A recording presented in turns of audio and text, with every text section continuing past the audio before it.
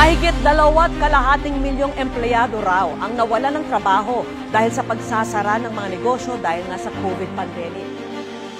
Pwede pa raw umakyat ang bilang na yan sa 5 milyon ayon po sa DOLE.